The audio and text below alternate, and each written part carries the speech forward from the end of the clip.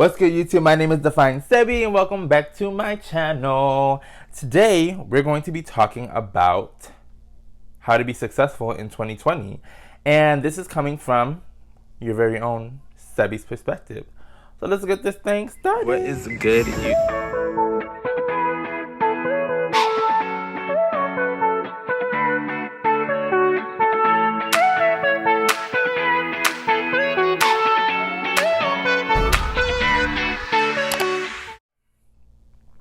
So today we're going to talk about 5 ways you can start being successful in 2020. This is basically to my people that are waiting for some type of sign to get your dream started or your aspirations, the things you said you were going to do like 3 decades ago. This is for you, okay? First, you need to write down what your definition of success is. What is your personal definition of success, and what does that look like for you? Personally, my definition of success is what my life would be like after I have accomplished all my major life goals. That's what my vision of success is. Like, that's what I really would like it to be. That is what's keeping me going. That is my definition of success, just accomplish that goal, and I feel that level of success. It's not just something that's 10 or 15 years down the road.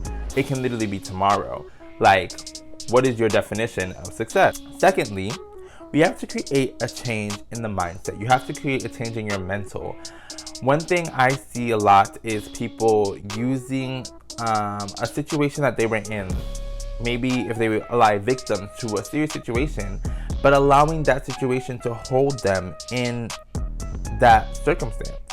I don't think that's fair to you. I don't think that's fair to you. We have to tap out of that. We have to tap out of victimizing ourselves or using our victimization as an excuse to not move forward. We must overcome these obstacles and overcome that fear. And if you are a victim, you are a victim and no one can tell you otherwise.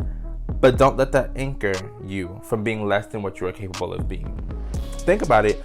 What power is great enough to put limits on you if it isn't God? Really think about it, and I really want to give you a moment, because at first when I asked myself this question, I was like, no one. But if it isn't God, it's... Hello. Firstly, thank you so much for watching. So sorry to interrupt the video. I'm gonna just need you to like it. Just go ahead and like it real quick, and then make sure you just leave a little comment if you're liking it so far. Great video, Seb. Love that. Go ahead and put that right there. You can also subscribe. Go ahead and do that. And share the video if you have other friends that are trying to be successful, right? Support my success. You feel me? Thank you. It's you. You are that individual. You have the capability of overcoming the obstacles if you like to, and it becomes a mental choice. You have to mentally make that choice and decide that you are going to move forward from the obstacles that are holding you down. So first, like I said, the first thing we're doing is writing down our definition of success. Secondly, changing our mindset to understand how we're going to move forward, understanding ourselves more so you can really set yourself up for success. Thirdly, in addition to changing your mindset, you need to alter the way you see things, both mentally and physically, also known as humbling yourself. It becomes difficult to overcome an obstacle if you don't really believe that you have the power to take it on. So, words of affirmation. Analyze the situation that you're in and come up with a legit action plan of how you can overcome it, and do that. Not only think about what you're doing or plan it out, but actually execute the task. Literally. Actually apply it. I think that's another big factor in the lack of success in certain individuals, is that they can create a plan and yeah, it's totally planned out, and you literally solved every piece of the puzzle, all the obstacles, the possible obstacles that's come up, but we don't execute that plan. Don't play yourself. I think it's very important that you set up a plan for success. So don't play yourself. There's an emphasis on a legit action plan.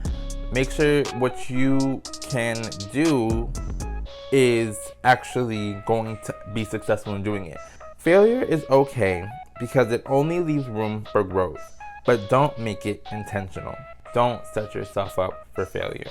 Don't do things that you know you're going to fail in, unless you know that failure will only help you grow, but don't intentionally set yourself up for failure. I don't think that's growth. Perhaps it's experience, and I feel like we can differentiate the two, but I don't think that's the best approach. Don't set yourself up for failure. And this is where the humbling part comes in. If it's finances, seek advice from financial specialists and apply that advice to your life that is comfortable for you. If it's fitness, seek out a trainer that went through the process to be at the goal you want to be at. If it's education, seek out academic advisors or other students that's taken your path. Make all the advice work for you in a realistic way so you can be successful. Discipline is everything, and anything is possible.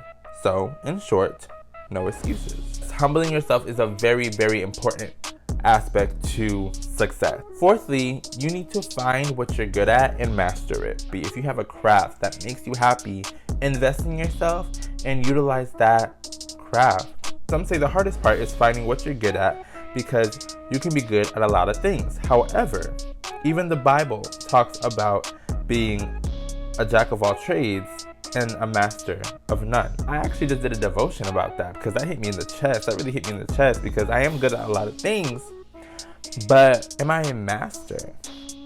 The devotion is called Master of One. It is by Jordan Rayner. So I just wanted to share a couple of quotes. It was really an experience for me, and it felt like I was getting dragged at first. However, as I analyzed the entire situation, I really am a master at like one thing, and I just use them on multiple platforms. And that's really how you make things work for you, is that you use your craft on multiple platforms. And people tend to want to financially bless you.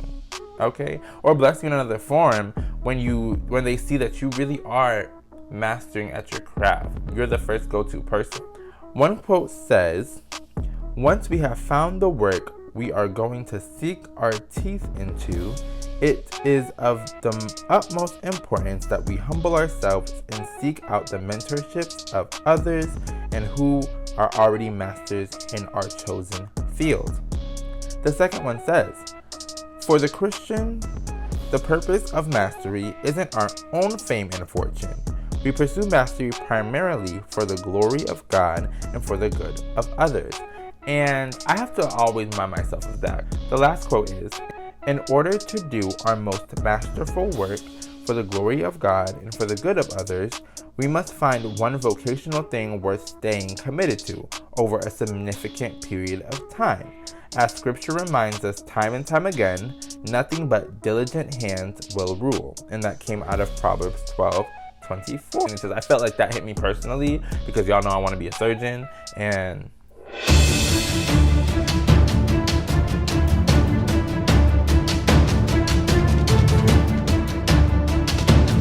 period.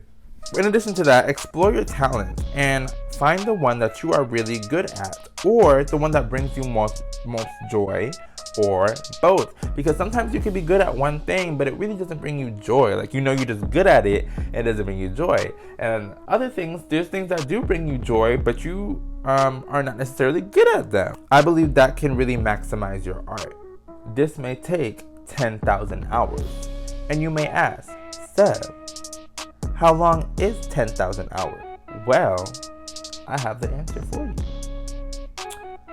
It is, as Google says, 416.667 days. So roughly about 417 days it takes to become a master of your craft. Okay? If you do the math, that is 1 year and 52 days. If you have a craft, it takes a long time to perfect yourself at it. And I feel like the crafts that I'm really investing in currently, I started, I would say, one freshman year of high school, and now I'm almost a senior in college, and I've literally been consistent with that.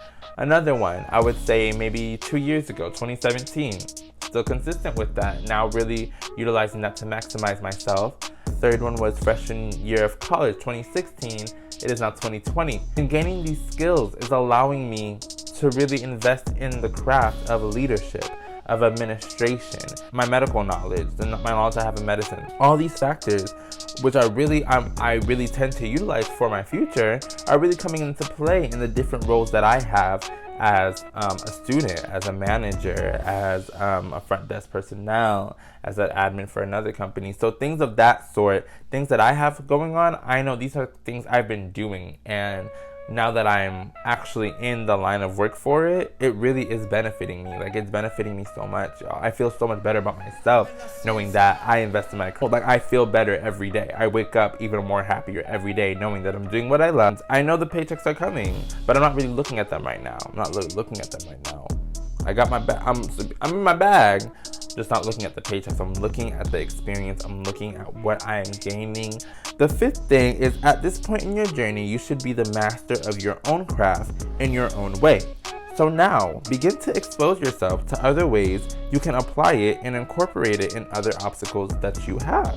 So for example, if this talent is photography, spend a year taking pictures. While you're doing this, figure out what exactly you need to do to put a little razzle dazzle in your pictures. Edits, angles, platforms, niches, etc. Which camera is best? What are things you can look for? So when I started my iPhone photography business, I was reaching out to photographers all over the place. I reached out to the photographers I knew in Boca.